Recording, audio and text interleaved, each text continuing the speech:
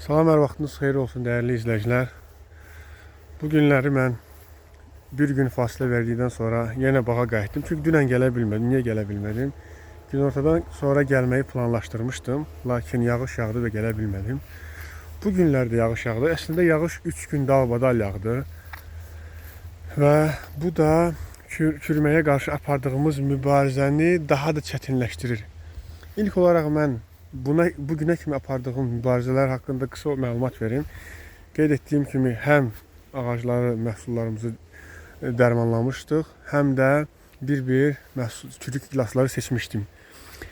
İndi isə nəticələrə baxaq. Nəticələr əslində qənaətbəxşdir, hətta deyərdim ki, yaxşıdır.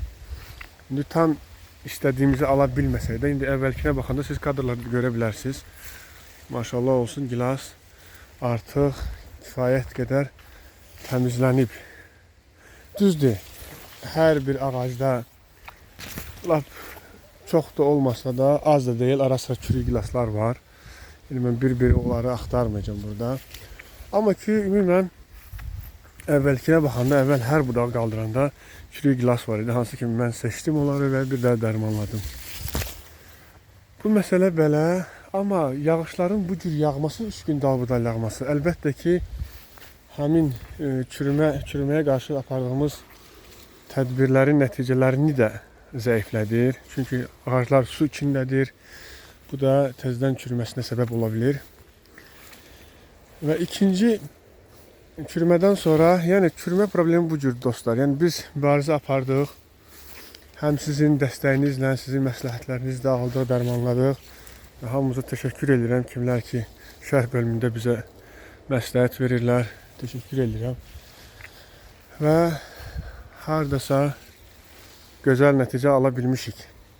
İndi bundan sonra da bu ağaclar kontrol altında qalacaq və hər dəfə yoxlanılacaq və sizə hər dəfə məlumat verəcəyik. Növbəti məsələ isə bağımızın qeyd etdiyim kimi çürümə məsələsindən də heç də geri qalmaya. Əksinə deyərdim ki, çürümə məsələsindən qat-qat daha problemli məsələ olan quşlar tərəfindən gilasların məhv olmasıdır. Bu quşlara qarşı mübarizə aparmaq çox çətinləşir. Ümumiyyətlə bilməm, baxın. Baxın, bunlar hamısı yeni yeyilmiş gilaslardır. Bəlkə də bugün səhər yeyilib. Baxın, bunlar ola bilsin video çəkəndə hansısa quş gəlib mənim acığıma yeyib gedib. Bəlkə də deyir, bəsdir bizim haqqımızda danışdın. Bəs bizim payımız da var. Ola bilər hər bir şey olsun. Baxın. Baxın.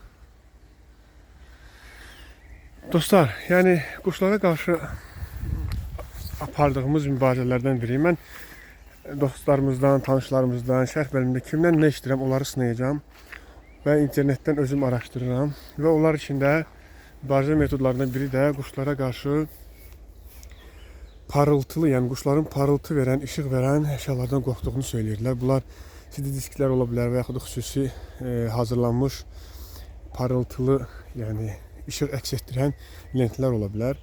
Mən CD diskləri yoxladım, demək olar ki, hər bir ağaca bağlamışam. Amma heç bir effekt vermir. Niyə? Birinci, effekt verməməsinin əsas səbəbi o ola bilər ki, bir həftədir mən bunları bağlamışam. Günəş üzünə həsrət qalmışıq. Yəni bu günəş çıxsın ki, bunlar da bir parıltı versin və quşları qorxutsun, əgər qorxudursa. Yəni bu metod hal-hazırda işləmir. Və mən görürəm ki, əgər CD diski burada asmışamsa, quş düz üstündə gəlib oturur və gilası yeyir. Yəni düşünürəm ki, əgər cəmaət deyirsə ki, bu effekt verir, amma məndə effekt vermirsə, yəqin ki, günəşin olmamasıdır və effektivliyini ala bilmirik. Digər məsələlər isə bəzi dostlarımız müəyyən taxtadan və köhnə paltarları taxtanın üzərindən fiqur düzəldib, üzərinə köhnə paltarlar atmaqla insana bənzər uyuqların düzəldilməsidir. Düzünü Allah bilər, bilmirəm bu metodlar necə effektivliyini göstərəcək, effekt verəcək. Mən hər bir halda hər birini yoxlayacağım və hansı metodun daha effektiv olduğunu həm özüm üçün araşdıracağım, həm də sizinlə paylaşacağım. Və digər metodlar mən hal-hazırda Çindən müəyyən ultrasəs qovucular var quşlara qarşı. Ultra səslə quşları qorxudurlar. Düz çox sifariş eləməmişəm, təkcə birini sifariş eləmişəm. Çünki mən bir nəticəsini, effektivliyini görmək istəyirəm. Ondan sonra məsləhətli olsa həm özüm üçün, həm də sizin üçün paylaşıb bunu bildirəcəm. Və digər metodlar eşitdiyimə görə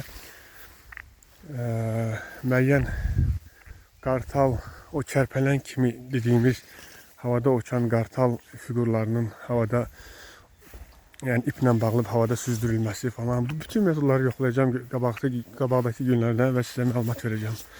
Sağ olun, abunə olmağı və paylaşmağı unutmayın. Sizin hər bir şərhiniz, hər bir məsləhətiniz mənim üçün dəyərlidir və həqiqətən də mən faydalanıram. Təşəkkür edirəm. Növbəti videolarda görüşənədək.